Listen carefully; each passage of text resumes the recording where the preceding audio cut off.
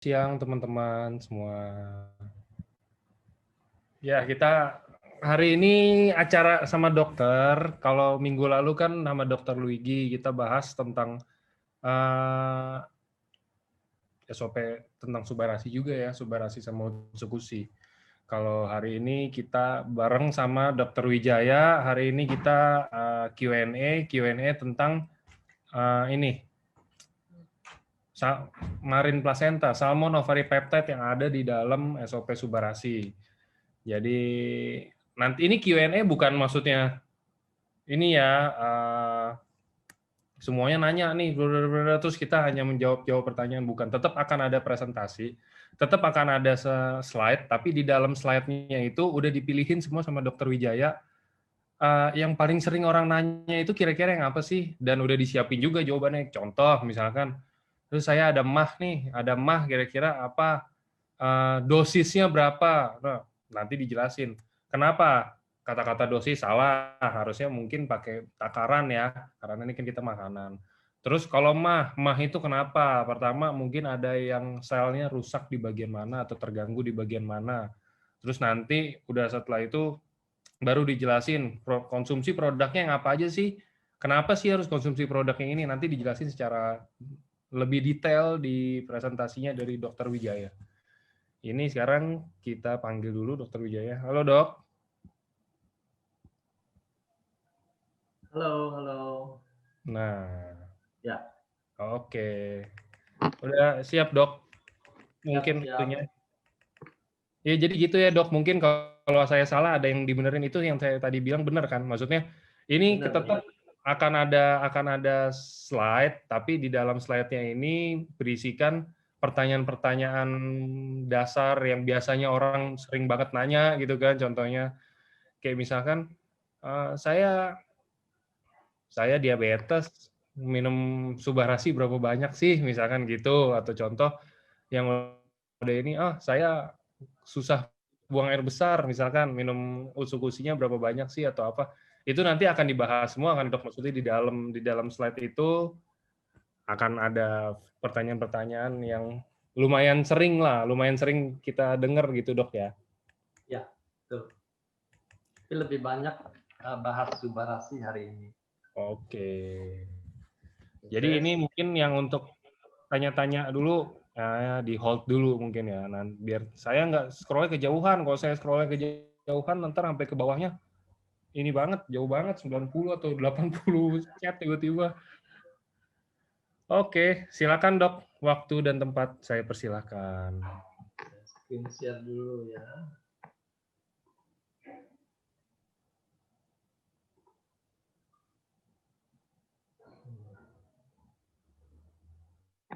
Bisa muncul?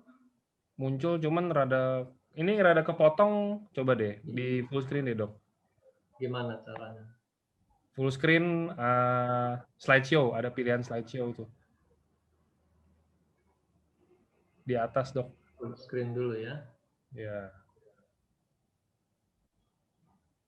Nah itu. Klik lagi full screen-nya.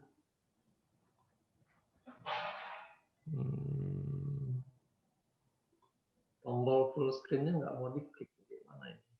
Nggak apa-apa kalau gitu. Ada. Di Udah atas full ada screen? file, home, insert, design, transition, animation. Nah, slideshow pencet. Sekarang sudah full screen belum? Belum. Belum ya. Saya sudah muncul full screen. Terus saya ulangi lagi. Coba diulang boleh. Biasa kan nyangkut dok. Kita biasa juga kayak gini sering. Coba.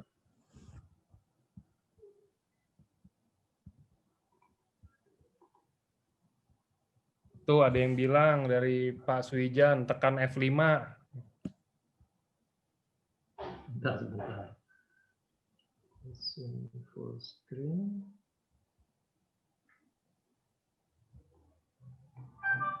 Keluar nggak?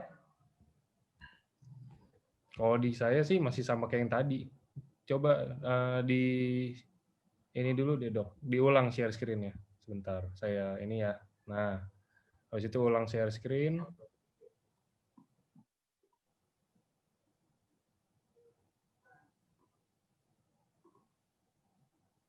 Sekarang? Nah, udah cocok. Ya. Tinggal dimulai dari yang slide 1, habis itu di F5 aja. Oke, kita mulai ya. Baiklah, selamat siang rekan-rekan semuanya. Hari ini kita akan mendalami lagi mengenai subbarasi khususnya ya. Tapi ini sekarang lebih pada bagaimana cara kerjanya. Supaya kita nggak bolak-balik bertanya pilih subbarasi atau eksekusi gitu. Saya bingung juga, sudah setahun lebih masih pertanyaannya sama. Nah, jadi kita mulai dengan SOP. Ini ada di SOP 100 maupun subbarasi. Ya. Jadi jangan juga orang makan SOP 100 dan subbarasi. Gitu. Aneh nanti kedengarannya. Pilih salah satu aja. SOP ini diambil dari kantung telur, ya selaput dari telur ikannya. Jadi bukan telurnya, bukan dagingnya, ini kantongnya. Ikannya khusus, Oncorhynchus keta salmon. Dan kalau di paper itu mereka sebutkan sebagai SOM, Salmon Ovary Outer Membrane, gitu ya. Jadi ini jelas sekali dikatakan selaput luar dari kantung telur ikan. Nah, yang diambil itu adalah ekstraknya. Jadi ini merupakan hasil teknologi tinggi. Bukan sekedar kantongnya dikumpulin di blender lalu jadi bubuk salmon, bukan begitu. Ini teknologi tinggi, hanya diambil peptidanya. Peptida itu ikatan dari asam amino tertentu, ya. Jadi tidak semua asam amino yang diambil gitu. Nah, ini juga penting karena peptida ini yang menjadi tulang punggung kekuatan dari SOP ini. Dia akan berperan tuh sebagai messenger, pembawa pesan. Ya. Nah, jadi sekali lagi kita tidak perlu adu lengkap asam amino di dalam SOP lebih lengkap gitu, nggak perlu karena bukan itu kekuatan kita. Kalau hanya kelengkapan asam amino, kita makan telur itu, telur ayam itu sudah lebih murah gitu ya. Jadi sekali lagi kita bukan memproduksi kelengkapan asam amino dalam produk ini. Tapi messengernya ini yang penting. Peptida SOP. Ya. Begitu juga nanti dengan peptida dari otot sarden dan peptida dari kulit biji tomat itu yang mahal karena peptidanya. Ya. Nah, mereka akan menjadi messenger di dalam badan kita. SOP ini membawa pesan tuh ke dalam tubuh dan tubuh meresponinya dengan meningkatkan insulin-like growth factor 1. Ya, ini sudah dikenal luas kalau orang medis IGF-1 ini mereka tahu gitu. Karena peranannya nanti bersama-sama dengan growth hormone tuh untuk healing, untuk memperbaiki jaringan. Nah, lalu di dalam mekanisme kerjanya IGF-1 ini akan merangsang juga produksi stem cell, ya. Jadi kita memang tidak bisa menghitung jumlah stem cell-nya benar nggak meningkat kalau saya makan SOP, ya. Tidak begitu. Tapi para researcher hanya melihat ada kenaikan di dalam IGF-1 ini. Dan secara mekanisme IGF-1 yang nanti berhubungan dengan stem cell. Ya. IGF-1 ini lebih peranannya pada penyembuhan luka, ya. Seperti growth hormone itu, kalau pada orang dewasa dia tidak lagi untuk pertumbuhan, tapi untuk penyembuhan luka-luka atau penggantian sel. Ya. IGF-1 ini akan mengaktifkan stem cell. Nah, stem cell lebih lagi kerjanya, dia meregenerasi selnya. Ya, jadi kalau selnya sudah rusak banyak, tidak keuber dengan proses healing, dibutuhkan suatu regenerasi untuk mengganti dengan sel yang baru. Ya. Jadi penting ya kita menguasai mekanisme kerja SOP ini. Ini ingredient yang ada di dalam SOP. kita dalami juga satu persatu. Glutathione ini dikenal sebagai master antioksidan. Jadi kita punya banyak macam antioksidan dan mereka itu perlu hadir dalam satu rangkaian, satu set. Jadi tidak cukup hanya makan vitamin C dosis tinggi, itu baru satu macam antioksidan. Dia perlu kehadiran antioksidan lain supaya kerjanya tuh sinergi. Dan glutathione dikenal sebagai masternya. Dia mendukung kerja semua antioksidan. Nah, antioksidan ini bekerja menangkal radikal bebas. Radikal bebas itu bisa datang dari luar ya, dari polusi, asap rokok, asap knalpot gitu. Nah, bahan kimia yang kita semprotkan di dalam rumah kita, itu semua radikal bebas. Bisa juga radikal bebas itu diproduksi dari dalam badan kita sendiri. Waktu kita mengalami infeksi, peradangan, ada penyakit kronis, ya itu semua menghasilkan oxidative stress. Lalu glutathione juga dikenal bisa memperbaiki insulin resisten. Nah, dalam kondisi ini kita bukan kekurangan insulin, tapi reseptornya kita menjadi kurang peka. Nah, di sini glutathione bisa memperbaiki kepekaannya sehingga insulinnya bisa bekerja dengan lebih baik. Lalu peranan dia menekan peradangan pada autoimun. Ini juga dalam riset tuh diketahui dia bisa gitu ya. Nah, juga peranannya untuk sistem saraf pusat. Jadi glutathione ini sebagai master antioksidan, dia bisa menembus ke dalam otak gitu. Sementara antioksidan lain belum tentu bisa menembus ke otak. Ya. Jadi ini kelebihan kita ada glutathione. Lalu asam hyaluronat. Ini berperanan pada kulit dan sendi. Sendi itu di cairan sendinya. Jadi kalau dibilang ini lututnya mulai kering, itu ya dimaksudkan cairan sendinya berkurang. Jadi dengan keberadaan hyaluronic acid ini, dia akan menarik air di jaringan tersebut sehingga tercukupi kelembapannya. Ya, entah di kulit ataupun di sendi tadi. Kalau kulit bisa terisi kelembapannya, maka kita akan lihat kulitnya lebih padat, lebih kencang. Ya, tidak kering, tidak keriput. Nah, asam amino ini merupakan building block, ya, protein building block itu untuk memperbaiki sel-sel yang rusak. Gitu. Jadi sekali lagi keberadaan amino acid di dalam SOP ini bukan sekedar bahan nutrisi. Gitu. Ya, kalau bahan nutrisi kita bisa ambil dari bahan lain, ya. Tapi lebih pada peptidanya tadi. Ini sudah dijelaskan ya. Lalu ada kandungan asam nukleik, asam nukleat, ya. Nah, ini dikatakan merupakan bahan yang paling penting bagi tubuh kita karena dia akan digunakan untuk menyusun DNA kita, bahan baku untuk menyusun DNA. Dan DNA kita tahu merupakan dasar dari encoding, ya, pengkodean di dalam sel kita untuk membentuk macam-macam zat. Ini contohnya RNA dan DNA dalam tubuh kita. Masing-masing tuh punya asam amino yang berbeda, gitu ya.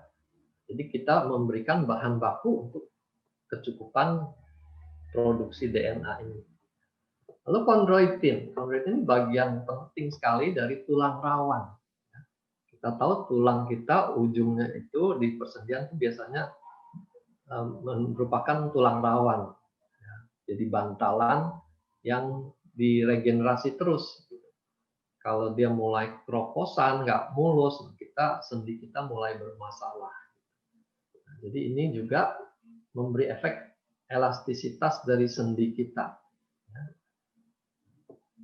Kalau ini kurang, dia akan berpengaruh pada struktur lainnya kolagen. Jadi ini suatu kerjasama yang perlu ada dalam persendian kita. Nah, elastin juga begitu. Elastin, kolagen, chondroitin itu bagian dari sel-sel sisi luarnya. Jadi antar sel itu ada jaringan yang namanya matriks ekstraseluler. Jadi ini pengisinya. Dan elastin ini memberi sifat elastis, kenyal. Jadi kulit bayi itu kalau kita cubit tuh dengan cepat dia akan kembali lagi. Berbeda sama kulit orang lansia. Dicubit nggak balik lagi. Ya, ini karena keberadaan elastin ini. Jadi semua bahan-bahan ini penting untuk menjaga kemudahan dari jaringan kulit dan persendian. Ya. Kolagen juga protein yang paling banyak kita butuhkan. Ya. Ini keberadaannya ada di kulit, otot, tendon, pembuluh darah, hampir semua tubuh kita tuh mengandung kolagen juga. Dan dia juga berperanan nanti dalam proses pembekuan darah. Ya, supaya terjadi gumpalan darah menyumbat luka robekan. Oke. Nah, SOP 100 ini kita punya hak patennya. Ini nomor patennya dan kita berpegang hanya pada hasil paten ini. Ya. Paten yang pertama ini untuk regenerasi sel, yang kedua untuk perbaikan aliran darah, dan yang ketiga untuk anti-aging, khususnya kelihatan di kulit. Keriputnya itu lebih berkurang. Ya. Ini yang kita bisa pastikan ada buktinya.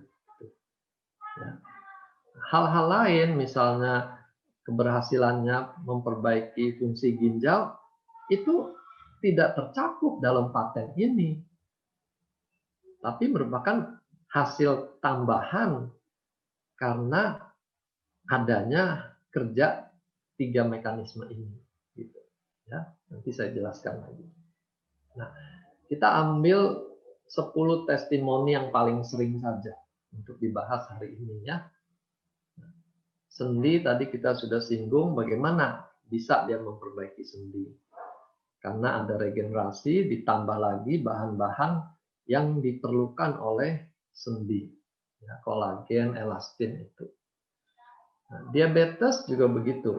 Dia bisa membaik, pankreasnya bisa menghasilkan lebih banyak insulin karena terjadi regenerasi di pankreasnya.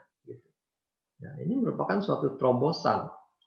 Karena kalau obat-obat yang digunakan untuk mengatasi diabetes itu tidak memulihkan pankreasnya.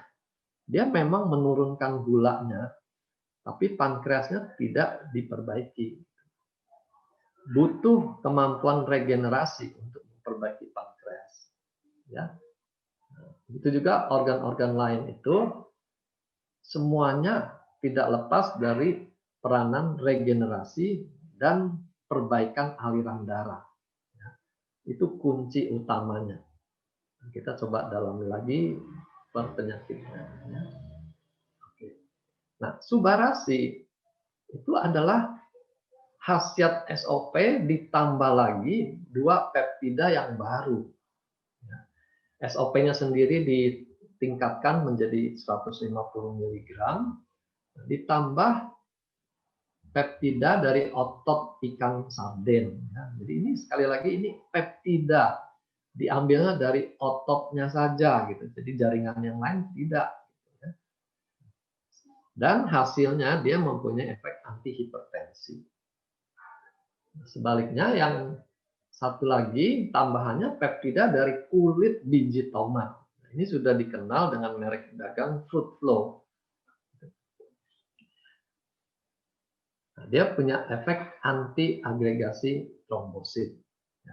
Jadi subarasi merupakan kombinasi dari efek SOP yang tadi kita sudah dengar, ditambah efek antihipertensi dan anti-agregasi trombosit.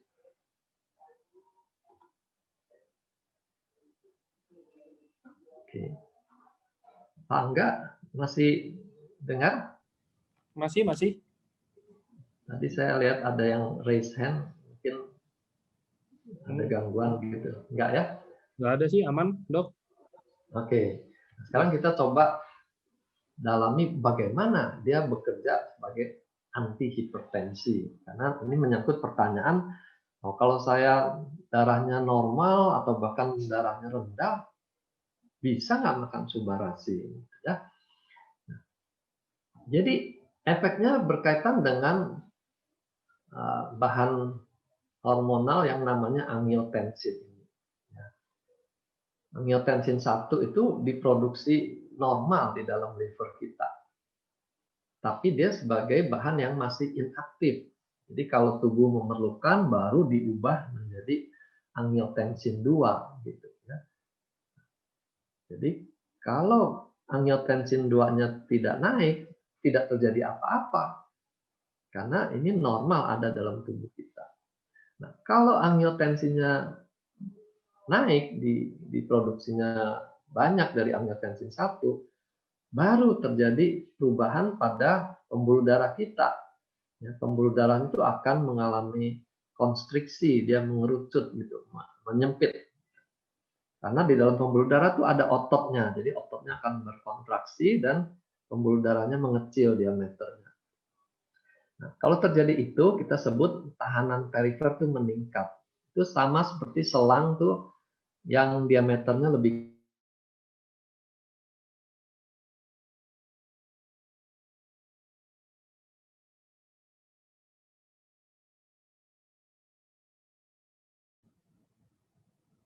kecil. Itu selang lebih besar. Yang dikenal sebagai angiotensin converting enzyme, ACE. Ya. Kerjanya Subarasi adalah menghambat enzim ini.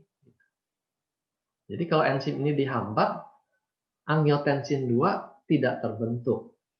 Kalau dia tidak terbentuk, tidak terjadi hipertensi. Ya.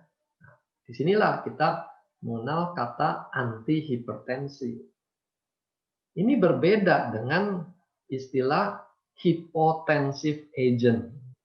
Kalau hypotensive agent itu dia dengan sengaja menurunkan tensi. Jadi orang yang normal kalau makan hypotensive agent, turun tensinya. Itu tidak boleh pada sembarang orang. Tapi kalau dia anti hipertensi, dia hanya mencegah angiotensin 2-nya ini meningkat banyak. Itu kerjanya. Berikutnya anti agregasi trombosit. Trombosit juga dalam keadaan normal tuh tersedia dalam jumlah cukup, standby kalau ada suatu perlukaan, dia akan diubah menjadi trombosit yang aktif.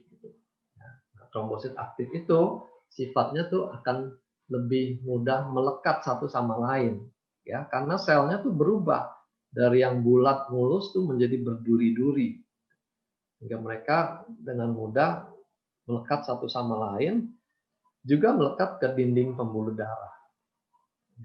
Nah, melekat ke dinding pembuluh darah ini merupakan bagian dari proses terjadinya trombosis di pembuluh darah dan akhirnya bisa menyumbat pembuluh darah itu. Ya. Trombosit sendiri hanya bagian dari proses pembekuan darah. Karena selain sel trombosit dibutuhkan juga bahan-bahan kimia lain ya yang kita kenal sebagai zat pembeku darah. Jadi berbeda ya. Trombosit itu selnya, zat pembeku darah itu bahan kimianya. Nanti ditambah lagi dengan fibrin, dengan kolagen tadi, baru lengkap menjadi gumpalan bekuan darah. Nah, ini yang menyumbat robekan pada dinding pembuluh darah. Ini saya mau perlihatkan diagram hubungannya hipertensi dengan penyakit kardiovaskuler. Penyakit kardiovaskuler itu mencakup serangan jantung dan juga stroke nanti. Jadi hipertensi ini tekanan pada dinding pembuluh darah itu mengakibatkan suatu hemodinamik stres. Jadi setiap kali jantung pompa, terjadi tekanan pada pembuluh darah. Tentu akan ada perlukaan di dinding pembuluh darah.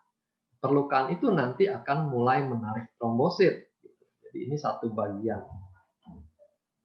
Bagian yang lain yang terkait dengan hormon tadi, renin-angiotensin ini.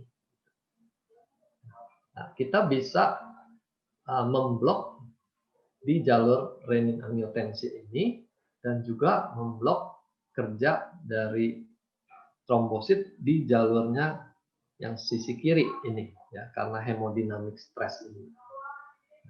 Dengan memblok kiri kanan, kita bisa mengurangi resiko terjadinya aterosklerosis.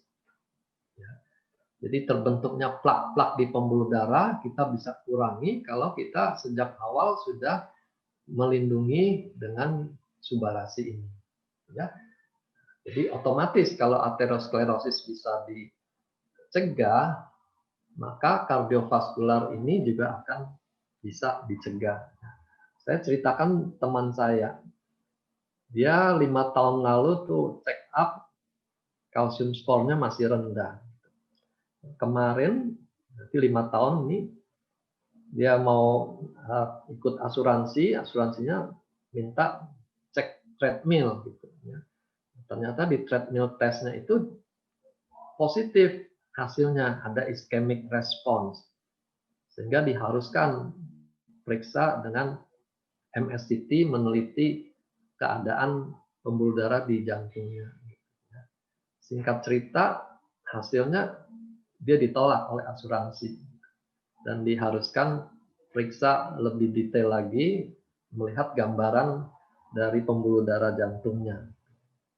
Nah, hasil akhirnya ternyata pembuluhnya itu sudah mampat sampai 80-90% di dalam 5 tahun. Ya. Nah, dokternya lihat gambar pertama memperkirakan ini cukup pasang 1 ring. Tapi setelah dilakukan kateterisasi, ternyata yang tersumbat bukan hanya 1 pembuluh darahnya. Ada banyak tempat sehingga akhirnya masuk 6 ring. Gitu. Ya, padahal pasiennya tidak mengalami serangan, jadi ketahuannya kebetulan karena dia mau masuk asuransi. Ya. Nah, di sini kita lihat betapa buruknya kondisi hipertensi kalau disertai dengan kolesterol tinggi, gitu ya. Apalagi kalau ada gula darah juga tinggi, itu dengan cepat dia akan menyumbat pembuluh darah. Ya. Nah, seperti ini mekanismenya. Ini gambar bulat ini LDL kolesterol. Jadi dari kolesterol tuh yang berperan buruk pada penyumbatan tuh LDL-nya. Perhatikan ya, waktu cek lab LDL-nya berapa. Kalau LDL tinggi ini yang akan menjadi cikal bakal terbentuknya benih plaknya. Gitu ya. Ditambah peradangan. Peradangan tadi bisa dari tekanan hipertensi, bisa dari rokok, dari kencing manis. Itu mempercepat proses terbentuknya plak ini. Ya. Ini seperti ini gambarannya. 10 tahun, 30 tahun, 40 tahun tuh dengan cepat tuh bisa tersumbat. Anak sekarang kalau dia balita, dia sudah overweight, hati-hati. Karena proses pembentukan plak juga mungkin sudah mulai terjadi. Ini sisanya ini yang dikatakan berapa persen. Jadi kalau dia bilang penyempitannya 80%, berarti lubangnya ini tinggal 20%. Dan kita tidak bisa hitung, oh 20% kalau mampet total itu masih berapa tahun ya, gitu. Nggak bisa. Karena sewaktu-waktu bisa terjadi plaknya ini robek. Ya. Terjadi kebocoran plak, itu dalam hitungan menit, trombosit akan berdatangan dan memulai reaksi pembekuan darah dan tersumbat total. Dalam hitungan menit. Ya. Jadi kita jangan main-main dengan penyempitan pembuluh darah ini. Nggak perlu tunggu 90% baru heboh. Sedini mungkin kita harus cegah, jangan sampai terjadi plak yang menimbulkan penyempitan. Kemudian saya mau ceritakan juga isu sekitar paten ini. Karena ada downline yang dikuliahi oleh prospeknya mengenai paten ini. Kita mengenal memang paten merek.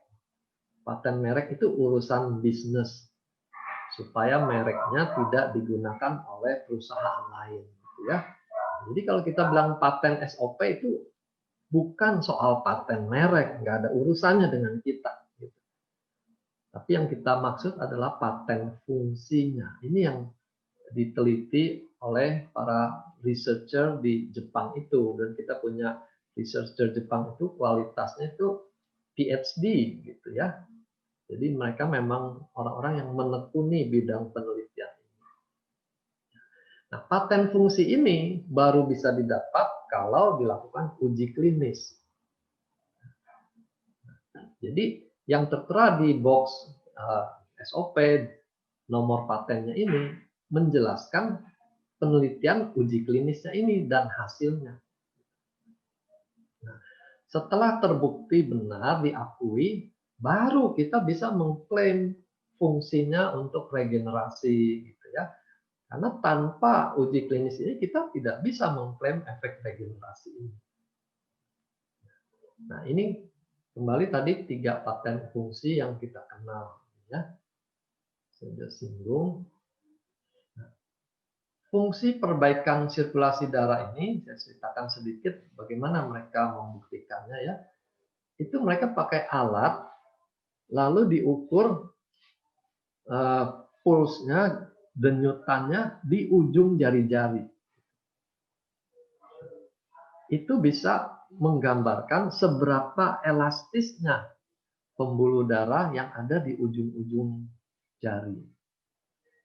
Makin tua, makin tidak elastis. Makin mengeras dia dan pembuluh darahnya juga makin kecil. Nah, jadi mereka teliti, ternyata setelah konsumsi SOP ini, terjadi perbaikan pulsasinya ini. Yang menunjukkan aliran di ujung-ujung jari itu lebih bagus daripada sebelum diberikan produk ini. Jadi ini bukti klinisnya seperti itu. Lalu yang ketiga, efek perbaikan kulit, mereka teliti struktur kulitnya itu juga dengan peralatan modern tuh. Mereka gunakan coefficient wrinkle, jadi nilai dari kerutan yang ada di kulit. Dan mereka dapatkan terjadi perbaikan sejak minggu kedua konsumsi SOP. Penelitiannya sendiri itu 8 minggu. Jadi di sini membuktikan bahwa terjadi perbaikan di tingkat struktur kulitnya. Regenerasi sel maupun aliran darahnya membuat terbukti pada kulitnya. Ya. Nah, klien ada yang mempertanyakan soal uji klinis. Ya, mana uji klinisnya? Tentu yang dia maksud adalah uji klinis terhadap suatu penyakit. Ya, kalau kita bilang ini bisa memperbaiki fungsi ginjal, klien khususnya orang yang tahu medis itu dia akan langsung tanya mana uji klinisnya untuk sakit ginjal. Ya.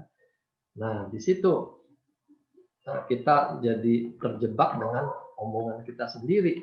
Ya. Produk Subarasi ataupun Utsukushi ini bukan obat untuk indikasi suatu penyakit tertentu. Ini ingat betul dah semuanya ya. Jadi kita bukan obat untuk penyakit A, B, C, D, E itu bukan. Karena kalau kita mengklaim itu, kita akan diminta uji klinis untuk penyakit tersebut gitu. Dan kita tidak punya. Yang kita punya adalah uji klinis untuk paten fungsi dasarnya, regenerasi dan aliran darah. Kalau dengan regenerasi dan aliran darah, fungsi ginjalnya membaik, fungsi pankreasnya membaik, ya itu otomatis gitu, secara alamiah itu terjadi. Jadi kita memang tidak punya uji klinis untuk suatu penyakit.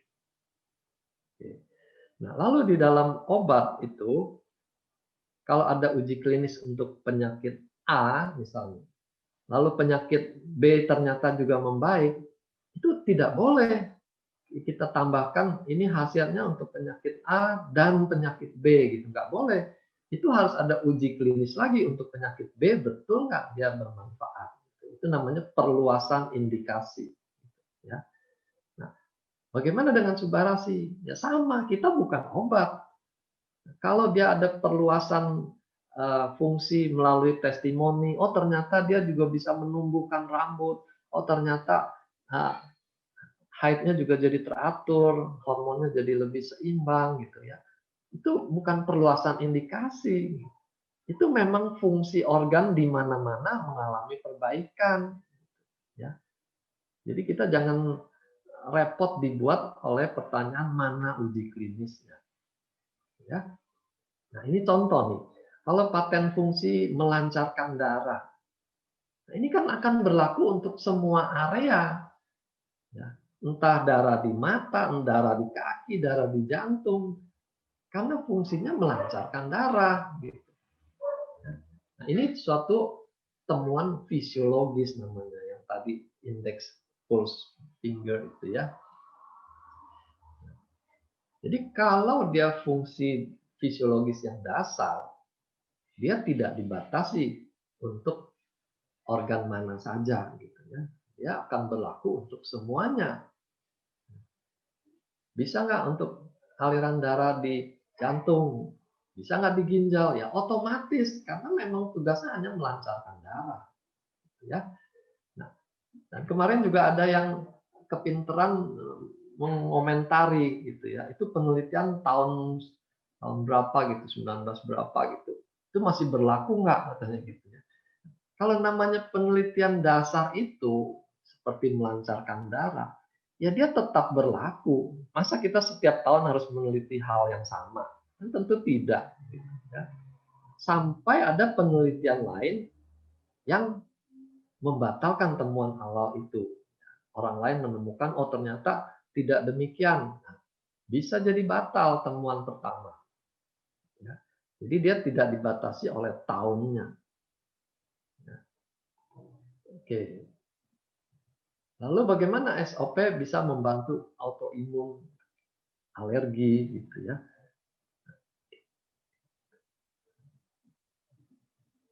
Autoimun, alergi ini termasuk reaksi hipersensitivitas sistem imun. Jadi sistem imunnya bukannya lemah, bukannya kurang, tapi justru dia kesannya tuh berlebihan. Sensi, kalau orang bicara emosi itu sensi. Gitu, ya. Nah, jadi bagaimana Subarasi SOP bisa memperbaiki ini? Kita hanya bisa melihat dari ingredient yang ada itu mekanisme apa yang terlibat di dalam hipersensitivitas ini. Ya. Pertama, pada waktu terjadi alergi itu akan dilepaskan aneka bahan yang bersifat radikal bebas. Jadi keberadaan misalnya tadi glutathione itu dia akan membantu menetralisir radikal bebas ini. Dengan demikian dia mengurangi kehebatan rantai reaksi alergen dan antibodi. Kemudian antioksidan itu juga berperanan menekan peradangan. Karena kalau terjadi peradangan, reaksi itu tambah heboh gitu. Jadi banyak yang ikut campur, terjadi reaksi yang makin hebat. Sama seperti kalau gatal, kita garuk, makin bengkak. Itu karena terjadi inflamasi sehingga reaksinya makin menjadi-jadi. Lalu dengan daya regenerasi dia memperbaiki kerusakan sel. Baik yang terjadi setelah alerginya muncul atau sel yang menyebabkan hipersensitivitas ini.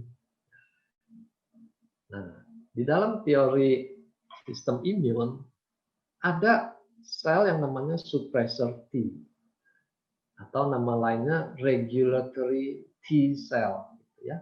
Nah, dia yang bertugas untuk mengerem suatu reaksi inflamasi supaya jangan kebablasan. Gitu. Nah, ada kemungkinan orang-orang yang autoimun dan alergi ini, suppressor T-nya ini kurang kerjanya, kurang aktif, kurang baik. Dan kalau produk kita bisa menetralisir hipersensitivitas ini, secara teoritis kemungkinan karena fungsi suppressor T-nya ini diperbaiki. Gitu. Dan kalau ini bisa membaik, maka toleransi terhadap alergen itu menjadi lebih tinggi. Gitu. Dia jadi lebih toleran, tidak lagi sensi. Gitu, ya. Nah, kita bisa dapatkan ini memang melalui testimoni. Bagaimana orang yang bersin-bersin begitu sering dalam sehari, kok bisa berkurang semua bersin-bersinnya, nggak meleleh lagi. Itu kan jelas terjadi penurunan hipersensitivitas. Ya. Jadi kalau di tantangan mana uji klinisnya, itu urusan dokter lah untuk meneliti itu. Kita hanya mau ambil hasilnya aja. Yang penting orang yang alergi, dia bisa berkurang dan hidupnya bisa lebih nyaman. Ya. Lalu bagaimana SOP membantu menderita kanker? Kanker itu bersaing dengan jaringan sehat. Dia akan merusak sel-sel sehatnya, khususnya yang di sekitar dia. Karena dengan lemahnya jaringan sehat, si sel kanker ini akan lebih leluasa untuk berkembang. Salah satu, dia akan keluarkan zat-zat toksik, sehingga sel-sel di sekitar itu menjadi sakit. Dia keluarkan radikal bebas, keluarkan zat kimia yang bersifat asam, gitu. Lalu dia bisa bikin lingkungannya tuh jadi miskin oksigen, sehingga sel sehat kalau tidak dapat oksigen mati, sementara sel kanker tidak butuh oksigen bisa hidup, gitu ya. Itu cara dia untuk mendominasi lingkungannya. Nah, di sebelah kanan ini ada bukti berupa visual. Bagaimana sel-sel kanker ini mengeluarkan gelembung-gelembung cairan yang akan merusak lingkungannya. Dia bisa merusak sel sebelahnya. Ya. Sehingga sel sebelahnya juga mungkin DNA-nya bisa mengalami mutasi sehingga seperti tertular dengan kankernya ini. Ya. Nah, itu caranya. Jadi di dalam badan kita terjadi peperangan antara sel sehat dengan sel kanker ini. SOP akan meregenerasi sel yang sehat. Sel yang sehat, ya, dia tidak akan memperbanyak sel kanker, gitu. Karena sel kanker itu tidak bisa lagi dikontrol oleh sinyal-sinyal yang ada di badan kita.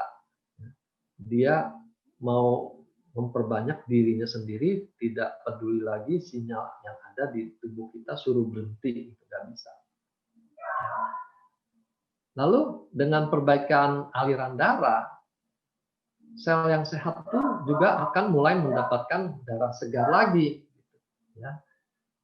Oksigennya juga akan meningkat dengan aliran darah yang baik. Lalu radikal bebasnya juga dinetralisir. Ya. Singkat kata, dia akan menguatkan jaringan yang sehat. Sehingga membantu perlawanan terhadap kanker.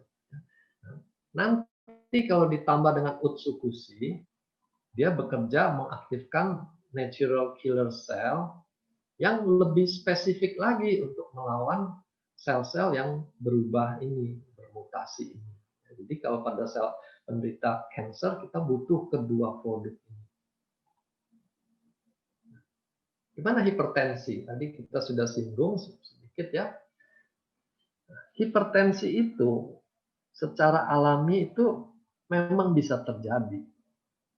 Itu respon yang normal, yang fisiologis, ya, supaya suplai darah ke organ tuh lebih banyak. Ya, tadi saya sudah singgung, ibarat selang tuh dipencet, maka semprotannya akan menjadi lebih kuat. Itu cara hipertensi untuk memperbanyak suplai darah ke organ. Nah, kalau dia suplainya sudah tercukupi, tensinya akan turun lagi secara otomatis. Nah, SOP ini membantu meningkatkan aliran darah.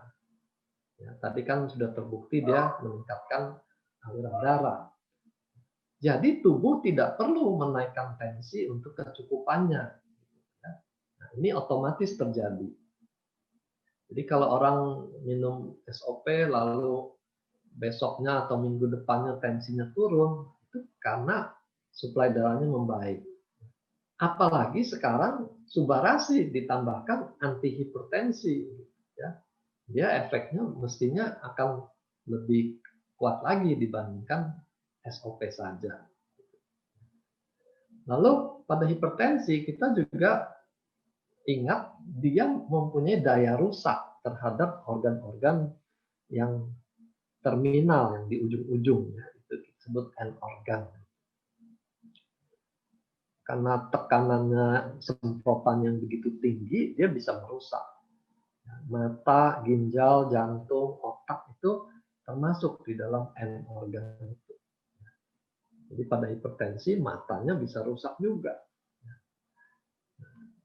Dan pembuluh darah, tadi kita sudah singgung karena tekanan yang meningkat, dinding pembuluh darah itu bisa terluka.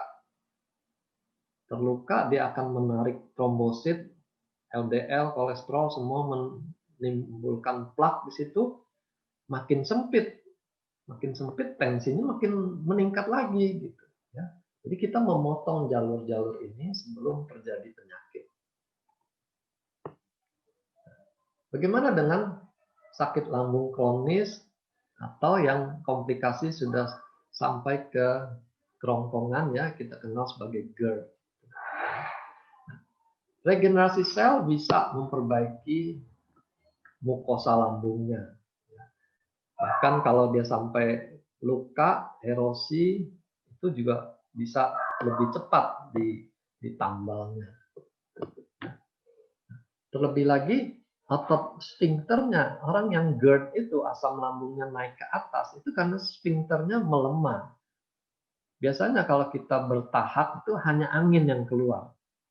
Tapi kalau sfinkternya melemah, maka cairan lambung ikut naik juga. Itu yang bikin kita rasa asam, rasa sakit di tenggorokan itu. Nah, dengan daya regenerasi yang sama, kita bisa harapkan otot-otot sfinkter ini juga akan menjadi lebih kuat. Sehingga GERD-nya bisa hilang. Ya. Nah, ini harapan kita ke sana. Tapi harapan itu tidak bisa mengandalkan hanya pada SOP atau subarasi. Karena pada awal mulanya lambung itu sakit sampai komplikasi itu tidak lepas dari gaya hidup kita. Jadi seringkali kalau orang datang dengan sakit lambung, saya suka bilang itu penyakit buatanmu sendiri, ya, karena gaya hidupnya yang nggak beres. Misalnya dia jam makan dia nggak makan, tanggung kerja sampai dia kelaparan. Karena dia kelaparan, makannya juga jadi melebihi takaran, makan sampai kekenyangan. Ya. Jadi kondisi yang over volume ini akan melemahkan klep di esofagus itu. Lambungnya juga jadi berat kerjanya, karena tidak ada ruang untuk berkontraksi terlalu penuh. Orang yang overweight itu juga membuat metabolisme semua juga jadi jelek. Ya, asam lambungnya juga mungkin lebih banyak. Ditambah lagi jenis makanannya.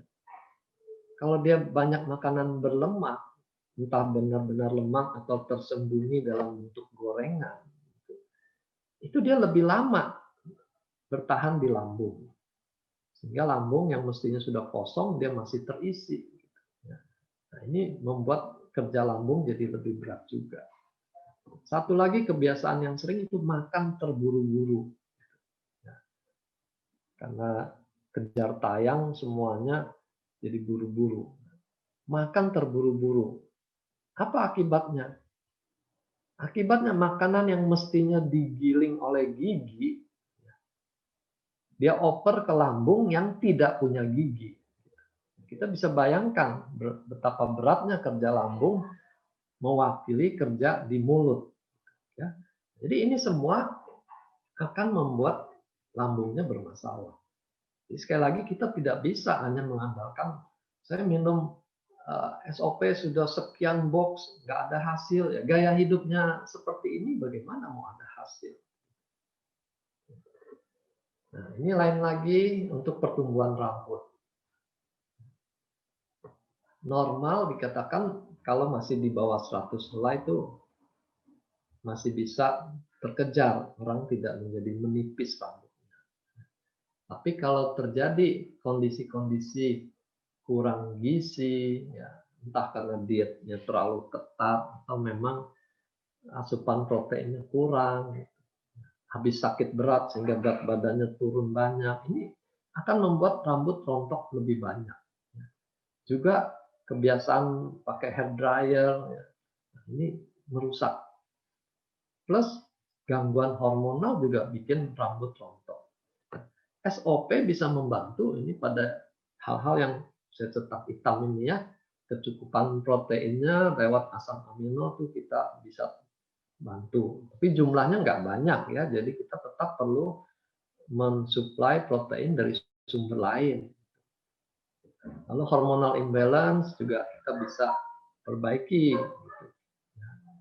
Nah, usia kita bisa lawan gitu karena daya regenerasi kita. Tambah usia, stem cell-nya tambah sedikit. Dengan menambahkan subarasi, kita berharap stem cell-nya akan meningkat sehingga rambutnya juga akan pulih lagi. Sekarang kembali pertanyaan yang selalu masih ada. Mesti minum berapa banyak takaran, dosisnya berapa gitu ya. Kita biasakanlah saling ingatkan ya, jangan pakai kata dosis. Karena itu istilah yang diterapkan untuk obat. Nah, kalau untuk makanan kita pakai takaran. Nah, SOP 100 plus itu isinya 100 mg. Nah, sekarang dinaikkan menjadi subarasi isinya 150 mg. Nah, SOP kita tahu standarnya kita sehari 1 sampai 6 saset. Tergantung kebutuhan. Jadi kalau dikonversi ke subarasi dia 1 sampai 4 saset. Ya. Nah, kalau hanya untuk maintenance jaga kesehatan kita cukup 1 kali 1 gitu. Tapi kalau sudah ada sakit dan biasanya yang member ini kan ada sakit gitu. Karena dia butuh jangka panjang. Nah, itu takarannya nggak cukup lagi 1. Dia butuh 2 sampai 4 saset. Pada kondisi yang lebih berat itu dia butuh sampai 6 saset kalau SOP. Oke. Nah, apa yang membuat kita menentukan ini 2 atau 3 atau 4 gitu ya.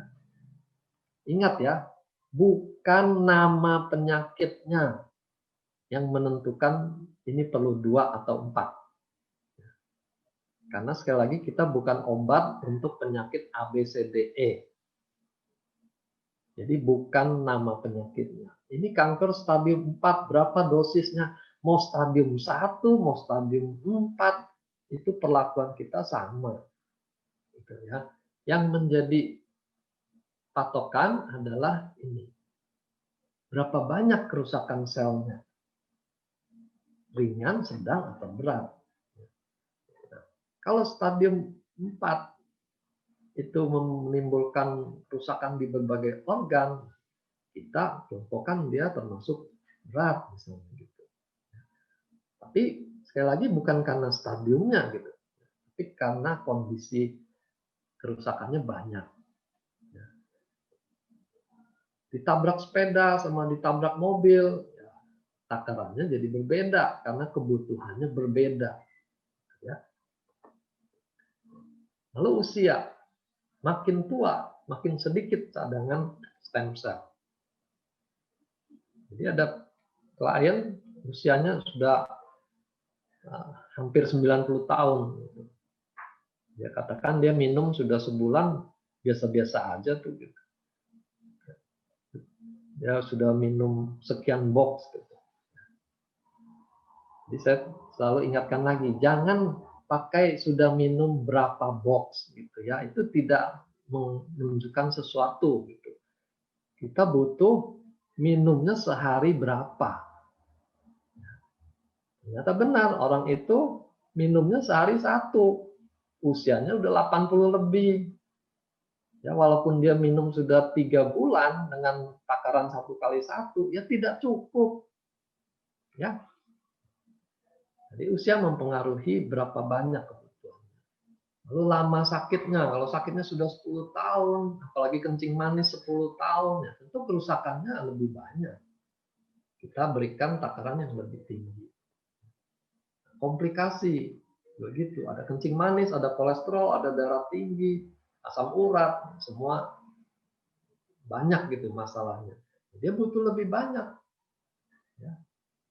Jadi jangan lagi ada pertanyaan, kalau saya sakit polikistik ovari, berapa dosisnya? Oke, bagaimana dengan anak-anak? Anak-anak itu kalau dari stem cell dia tidak ada masalah, dia masih tercukupi, penyembuhannya masih cepat, ya. Jadi anak-anak tidak perlu, kecuali kalau ada indikasi, ya.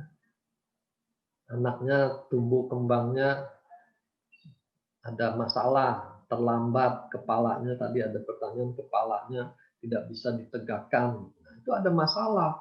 Kalau ada masalah, ada indikasi. Kita bantu dengan SOP supaya terjadi regenerasi terhadap ketinggalan pertumbuhannya, tumbuh kembangnya. Ya. Patokan umum anak-anak itu 6 sampai 12 tahun itu ya. Itu setengah takaran dewasa, itu patokan umum. Kalau 6 tahun ke bawah ya lebih sedikit lagi, antara 1/4, 1/3-nya gitu. Itu perkiraan aja. Jadi satu saset tuh dibagi 2. Nah, diminumkan setengahnya, lalu besoknya setengahnya lagi. Kalau dia lebih kecil lagi, mungkin yang setengah saset itu kita tidak minumkan sekaligus, tapi kita bagi lagi dalam 2 kali pemberian. Ya, itu semua perkiraan. Masih juga sekitar orang hamil boleh tidak minum subarasi ya. Mereka yang sudah minum dalam program untuk hamil, lalu meneruskannya semasa hamil sampai lahir, dan anaknya itu sehat, gemuk gitu ya, tentu akan bilang minum aja nggak apa-apa, saya udah alamin kok aman misalnya gitu ya. Tapi ingat, kita nggak bisa mengandalkan testimoni perorangan lalu digeneralisir. Ya, hati-hati karena hasilnya kan nanti bisa beda. Kita ambil aturan umum saja. Ini berlaku di dunia medis ya. Kehamilan 3 bulan pertama, trimester pertama itu, sebisanya hindari obat suplemen yang tidak benar-benar harus masuk. Jadi boleh makan, boleh enggak, itu sebisanya kita hindari. Kenapa? Karena 3 bulan itu fase-fase pembentukan organ. Ya. Nanti kalau terganggu fase itu, cacat janinnya. Nah, cacat itu kan memang tidak semua yang diberikan cacat. Tapi kan tetap resiko. Dan kalau sampai kejadian, kan penyesalannya seumur hidup. Gitu. Jadi ini pedoman umum. Berlaku untuk obat atau suplemen. Ya. Kalau sudah di atas 3 bulan, organ-organ sudah lengkap, kita lebih beranilah memberikannya. Nah, ini obat farmasi, obat herbal, ataupun obat nutraceutical, ini memang lebih keras obat farmasi, lebih aman ekstrak dari nutrisi. Ya. Tapi kita ambil yang paling aman, hindari 3 bulan pertama. Ya. Jadi sekali lagi, testimoni nggak apa-apa kok, aman-aman aja. Itu bukan pengganti riset.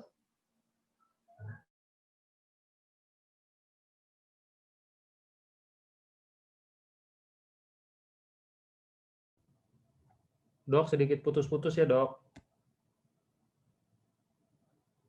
Riset tuh memang sekarang ya ini connection-nya unstable. Oke, saya pelan-pelan ya. Jadi kita jangan menggeneralisir kesaksian yang bagus lalu diharapkan semua orang akan bagus dan aman ya. Kita ambil amannya. Jadi ini prinsip risk and benefit ratio. Apa untungnya saya berikan? Apa resikonya? Kalau saya tidak berikan, apa resikonya? Ya. Jadi balik lagi secara umum 3 bulan pertama kalau nggak penting-penting betul tidak usah. Lalu ada lagi yang spesifik menyoroti soal chondroitin. Dia cari di internet chondroitin itu tidak baik untuk ibu hamil misalnya gitu. Dan SOP tadi ingredientnya ada chondroitin. Ya. Nah ini saya mau ajari, kalau ambil di internet jangan langsung comot satu artikel. Selalu ada pro and kontra. Jadi kita cari juga artikel yang lain yang penyeimbangnya. Ya. Lalu kalau yang kontra terhadap konsumsi, perhatikan yang dia soroti itu pada dosis berapa jadi masalah. Gitu, ya. Misalnya chondroitin disoroti untuk penyakit rematik sendi lutut, osteoartritis. Itu dosisnya 800 sampai 2000 mg. Di SOP ada berapa chondroitinnya? Saya sudah tanya Pak Niko, chondroitinnya itu hanya bagian dari SOP itu sendiri gitu ya. Jadi bukan tambahan lagi di luar SOP ditambahin chondroitin seperti produk yang di atasnya. Nah, jadi kalau SOP-nya totalnya saja hanya 150 mg, chondroitin kita tuh jauh lebih kecil daripada 150 mg ya. Jadi tidak masalah seperti yang ditakutkan yang ada di artikel internet tadi. Tapi siap-siaplah, akan selalu ada orang-orang yang paranoid terhadap ingredient. Kenapa? Karena mereka tuh kalau dikasih suatu produk, dia baca ingredientnya, lalu dia cek di internet, yang dia lihat tuh terutama bukan khasiatnya, tapi dia akan cek daftar efek sampingnya. Dan dia menjadi ketakutan membaca semua efek samping. Ya pasti tidak ada efek samping yang menyenangkan, semua itu menakutkan. Padahal dengan keluhan yang ada, dia butuh produk itu. Dia minta semuanya diobati. Tapi di sisi lain, paranoidnya, dia ketakutan terhadap semua obat yang diberikan. Itu nasibnya. Ya. Jadi dia stres sendiri, dan jangan sampai kita ikut diseret stres bersama dia. Ya. Jadi kita hanya ceritakan saja, ini efeknya positif, bisa meregenerasi, memperbaiki aliran darah. Selebihnya dia akan membuat tubuh kita memperbaiki diri sendiri dengan lebih baik. Ya. Kalau dia masih stres juga dengan berbagai efek samping, ya biarkan saja dia timbang menimbang. Oke. Lalu bagaimana cara minum? Ini juga masih ditanya. Ya. Kulum bawah lidah atau atas lidah atau larutkan air. Ini yang gini-gini yang bikin kita tuh jadi ribet sendiri.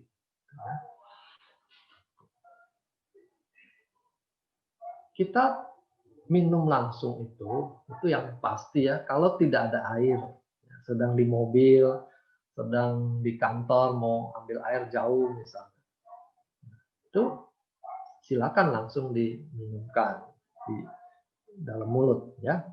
Atau pada pasien ginjal yang minumnya dibatasi dalam sehari hanya 500 cc misalnya. Padahal dia butuh air itu untuk makan obat yang lain. Nah, itu kita bisa minum tanpa air. Nah, mau di bawah lidah, mau di atas lidah, selama dia dikulum-kulum itu nyerap juga. Gitu ya. Dia tidak akan pilih-pilih kumpulnya hanya di bawah lidah aja. Kalau air ludah sudah masuk ke mulut, dia akan menyebar kemana-mana. Ya. Jangan terlalu stres mikirin, wah ini tadi saya taruh di bawah, sekarang jadi pindah ke atas, pusing sendiri. Lalu ada yang klaim lebih kulum lebih cepat gitu, masuknya. Nah, kita bertanya, so what kalau lebih cepat? Memang kita mau mengejar apa? Nah, ini kan bukan obat seperti nitrogliserin pada orang yang serangan jantung diisep-isep, pembuluh darah jantungnya mekar lagi, dia selamat gitu ya. Kan bukan itu. Kita mau adu cepat kemana? Gitu, ya. Terus kita tahu kerja produk kita ini jangka panjang, regenerasi sel, merenovasi organ-organ jangka panjang.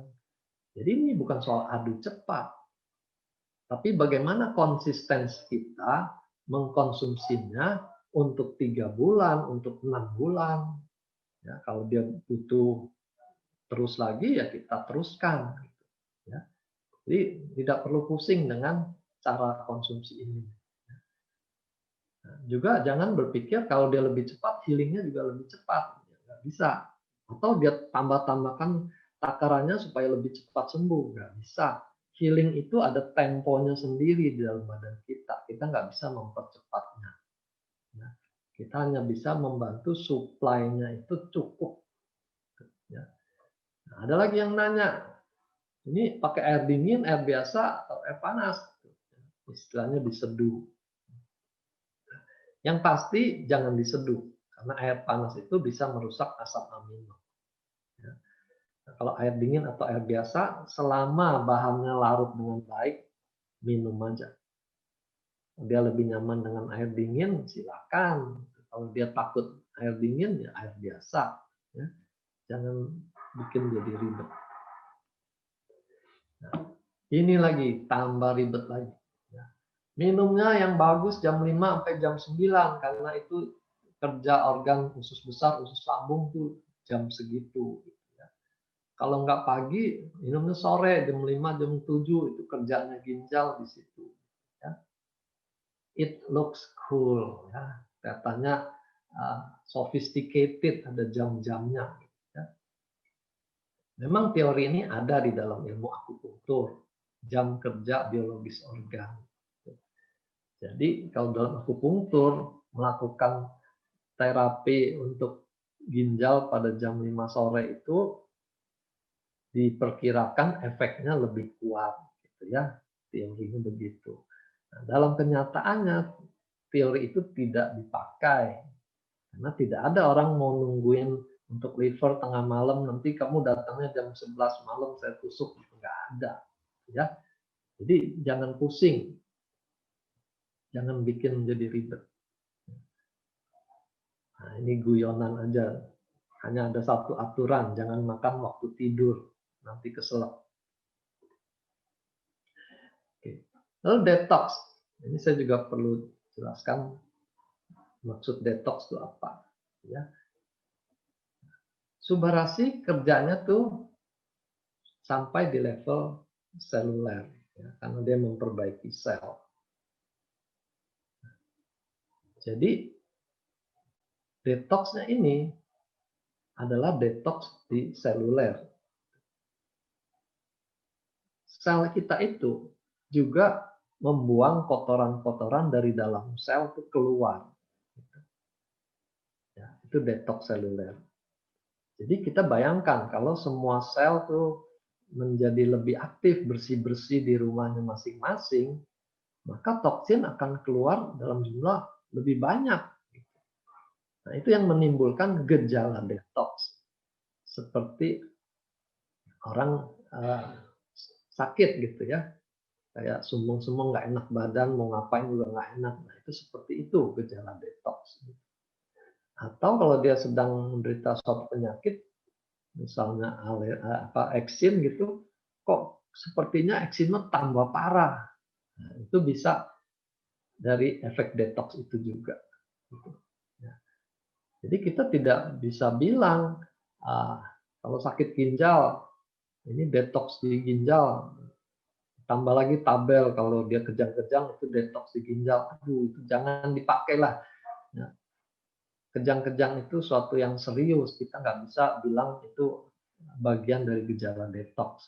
Ya, itu mesti diperiksa kenapa orang itu kejang. Ini detox itu bersifat umum. Lalu pengertian lain, kita membantu organ-organ detox, ya organ-organ yang memang punya peranan membuang kotoran, itu bekerja lebih giat, gitu ya. Misalnya ginjal itu membuang kotoran lewat urin.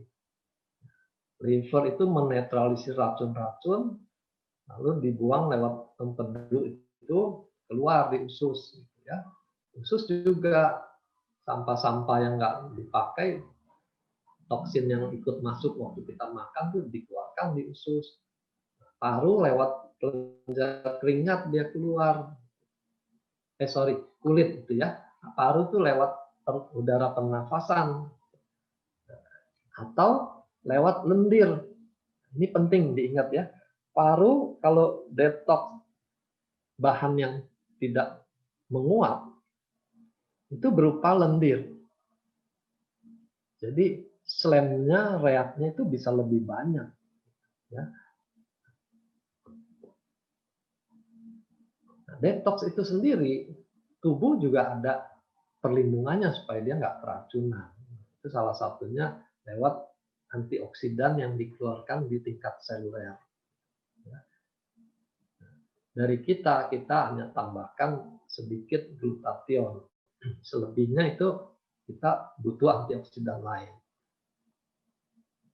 Ini bisa nggak untuk slimming? Gitu ya. Subarasi sendiri dia memperbaiki seluruh sistem, termasuk sistem pencernaan, termasuk metabolisme lemaknya, kolesterol, trigliserid, asam urat tuh metabolismenya tuh diperbaiki. Gitu ya. Tapi dia tidak dirancang khusus sebagai obat slimming. Jadi bisa nggak Subarasi bikin kurus? Jangan dijawab, karena memang tidak dirancang untuk itu. Yang pasti orang itu harus mengurangi inputnya, asupannya, kalori, dan dia harus membakar lebih banyak lagi kalori yang masuk itu supaya kalori cadangannya berupa lemak tubuhnya itu bisa berkurang. Caranya dengan berolahraga. Ya. Jadi kalau makannya lebih banyak, tidak ada olahraga, lalu biar bisa tenang-tenang karena ada Subarasi, ada Utsukushi gitu, capeknya. Ya. Oke, nah itu yang saya bisa sharingkan untuk memperjelas bagaimana produk kita bisa mengatasi atau membantu berbagai masalah. Nah, ada satu prospek tuh yang keberatan itu. Mana bisa ada satu produk untuk berbagai penyakit? Itu uji klinisnya berarti harus banyak katanya. Oke, Pak Angga, silakan teks lagi. Oke, kita masuk ke pertanyaan ya dok ya, dikit-dikit.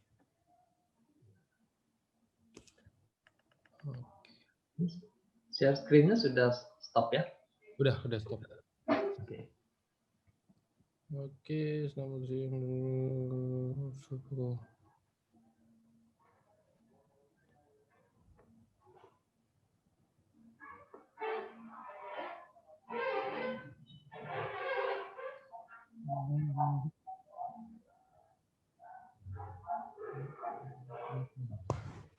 Nih dok, sore mama saya mengalami gangguan ginjal, penurunan fungsi ginjal. Sekarang tinggal 12%, kadar kreatinin 3,7, HB 9,8.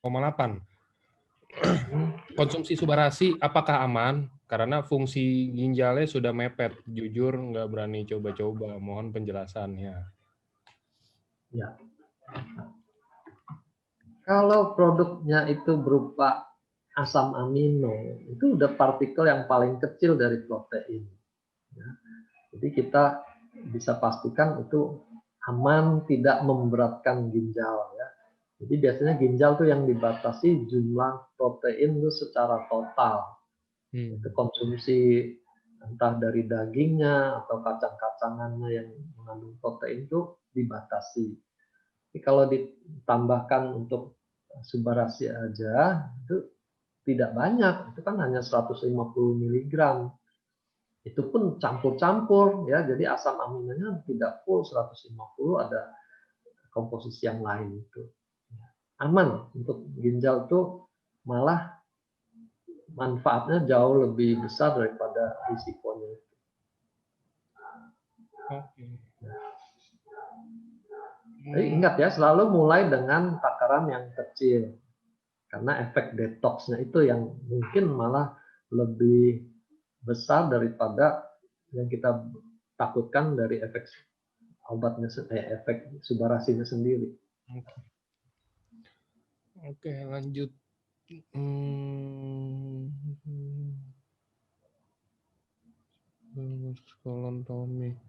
Dok, saya mengalami usus bocor pasca operasi sambung usus kolon, kolostomi. Sudah 2 tahun masih bocor sampai sekarang. Maksudnya ini mungkin mau tanya, kalau konsumsi Subarasi atau Utsukushi apa bisa membantu bikin ususnya, maksudnya ke regenerasi gitu, jadi normal lagi atau gimana gitu dok?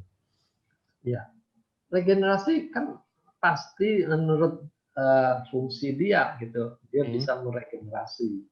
Nah, apakah regenerasinya itu cukup untuk mengejar kebocorannya, yang kita perlu lihat dengan perjalanan waktu, gitu ya. Yang pasti kalau kita tidak berikan apa-apa, ya kondisinya kan akan begitu terus. Nah, sekarang kita tambahkan upaya, daya regenerasinya kita tingkatkan, ya tentu kita berharap perbaikannya juga jadi lebih nyata. Ya, yang utama SOP-nya, Utsukushi-nya belakangan.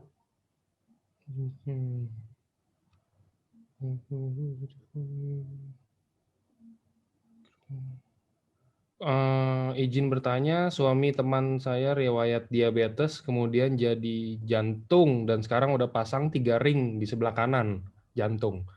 Beberapa hari lalu positif COVID, sekarang sudah non-reaktif, saya sudah memberikan info untuk konsumsi Subarasi. Nah, cuman sekarang permasalahannya, kira-kira kalau dengan riwayat seperti tadi, konsumsi Subarasinya itu per harinya berapa?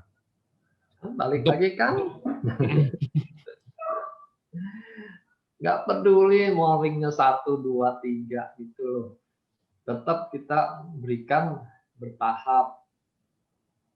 1x1 itu dia muncul detox nggak? Kalau tidak muncul, aman, kita naikkan 2x1.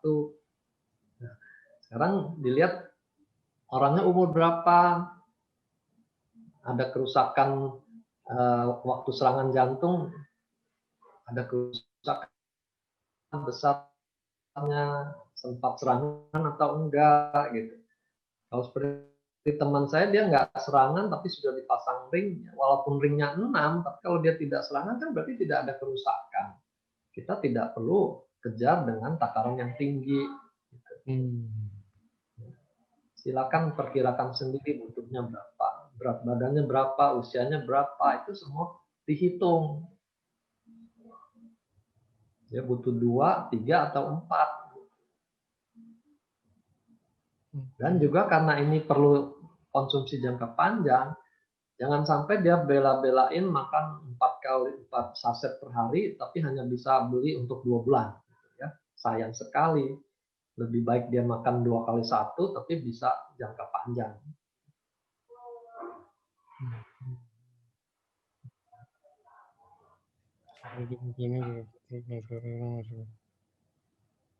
Oh, sore dok, saya mau tanya, kalau untuk yang kena stroke dan sekarang masih sedang di RS, masih pakai sonde untuk makan dan minum, fungsi lidah tidak berfungsi, dan batuk mau keluarin dahak juga belum bisa.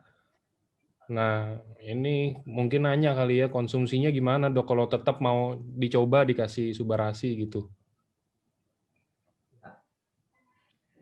Kalau di rumah sakit, itu harus izin dari rumah sakit ya, karena rumah sakit kan bertanggung jawab apa yang terjadi pada pasien mereka.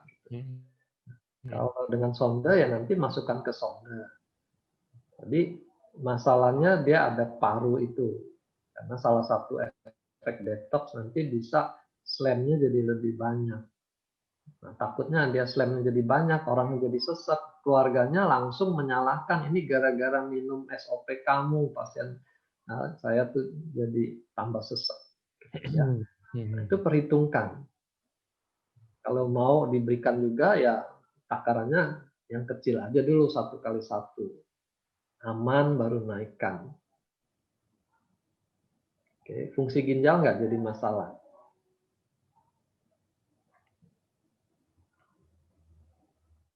Lanjut. Oke, lanjut. Dok, kalau ada pasien indikasi kanker, katanya kanker di bagian ginjal dan di liver. Lalu kemudian sekarang ini posisi perut bengkak. Setelah dikasih konsumsi SOP, Subarasi, dan Ucukusi, katanya terkena diare. Karena saya pikir mungkin itu diare karena proses detoksifikasi dari Ucukusi. Nah, kira-kira sekarang saya harus lanjutkan atau tidak untuk konsumsi Ucukusinya, karena sampai hari ini saya hanya memberikan Subarasi.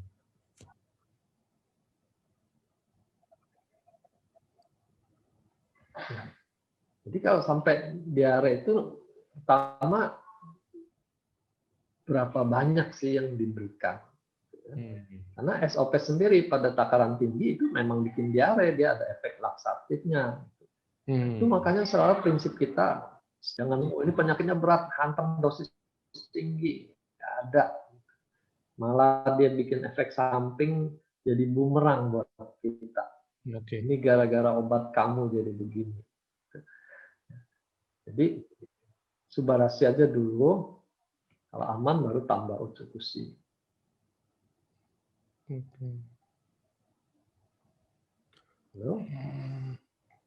Untuk mah kronis minum pagi 1, ini ngomongin Subarasi ya dok. Untuk mah kronis minum pagi 1 dan sore 1. Itu masih aman nggak dok? Atau harus minum sekaligus di sore semuanya 2 atau gimana? Kalau untuk mah yang justru kalau di sekaligus kan takarannya jadi tinggi, kemungkinan dia iritasi kalau mahnya sensitif kan lebih terasa. Justru kalau bisa malah kita pecah sehingga tidak terlalu mengganggu lambungnya. Ya, ingat orang kalau sakit lambung itu mahnya jadi sensitif. Apa saja tuh bisa membuat dia rasanya tidak nyaman. Ya. Jadi tipsnya justru kita mengurangi iritasi langsung. Kalau perlu minumnya sesudah makan. Kalau perlu jangan sekaligus dihabiskan semua, tapi dipecah minumnya. Nanti setengah jam lagi, 1 jam lagi baru minum lagi. Gitu. Kok malah dijadikan satu.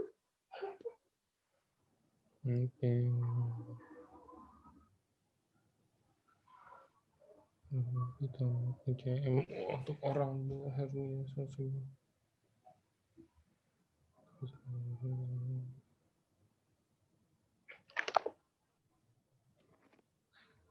itu teman saya ada hipertensi.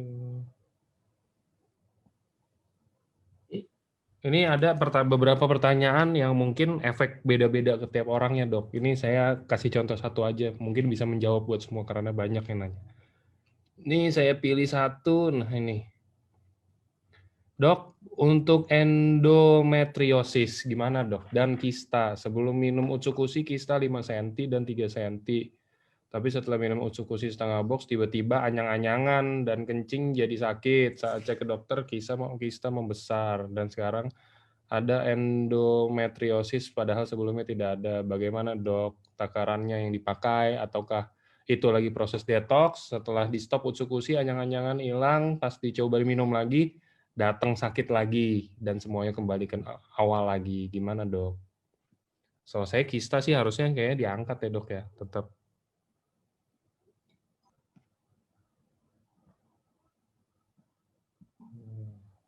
Oke, Oke, sorry. lanjut dok. Gimana tadi ya?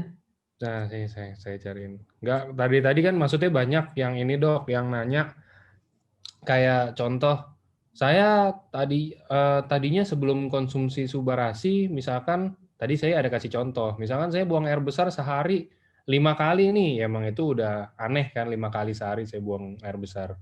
Terus setelah saya konsumsi Subarasi atau Utsukushi sehari saya buang air besarnya jadi 10 kali. Kenapa ya bisa kayak begitu? Apakah ada yang beda ya? Kenapa maksudnya saya konsumsi Subarasi atau Utsukushi kenapa malah jadi negatif gitu loh Ya. tubuh saya. Satu memang takarannya kan lebih banyak SOP-nya. Terus kedua ada tambahan baru, tentu tubuh itu ada saja yang berespon terhadap sesuatu yang baru. Jadi kita perlakukan seperti kita mulai lagi dari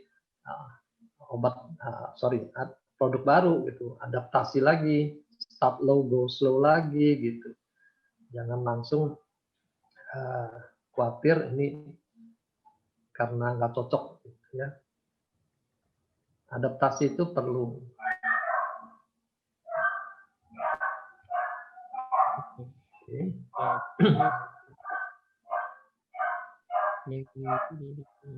Masuk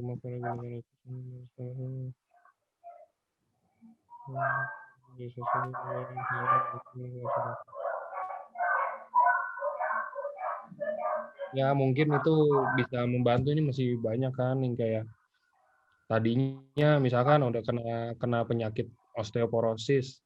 Ini saya bacain deh. Osteoporosis di lutut kanan, minum Subarasi selama seminggu. Hari keempat udah oke banget. Lalu sempat stop karena nunggu Subarasi inden. Nah, yang 7 saset kemarin dapat trial dari teman.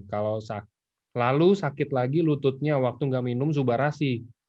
Sekarang udah minum lagi dengan dosis 2 saset per hari. Terus malah terasa kaku, nyeri lagi, dan kaki kirinya juga jadi sakit. Itu kira-kira kenapa tuh dok?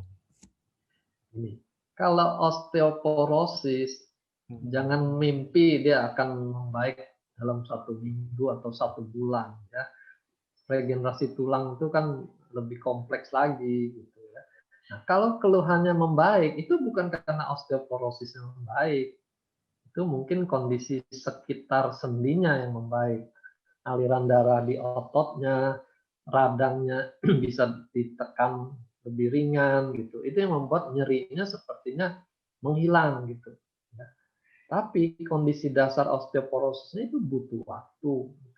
Dan kita mungkin tetap harus kombinasi dengan obat medis yang terbukti secara klinis itu bisa menumbuhkan tulang gitu. Ya. Jadi di situ jangan di stop obat dokternya lalu diganti dengan produk ini. Bukan itu tujuannya. Oke. Kombinasi aja. Siap. Oke, lanjutnya. Ini dok, ada yang sakit stroke, terus dia coba minum SOP 100 plus. Tapi katanya selama minum itu jadi sering sakit sendi. Tangannya sakit, kaki kanan juga sakit, yang kiri enggak. Ini mungkin mirip sama yang tadi ya dok. Terus Ya, sakit sendinya itu nyut-nyutan, kadang muncul, kadang hilang. Udah mau sebulan konsumsi SOP 100 plus. Kalau misalkan efek dari SOP 100 plus udah mau sebulan kok belum hilang ya. Nah, itu gimana kira-kira kalau dari yang ini? ya. Jadi kalau dia sakit di otot-otot itu salah satu yang saya sering temukan tuh ototnya tuh memang banyak kristal-kristal atau endapan-endapan yang sudah lama ada di situ.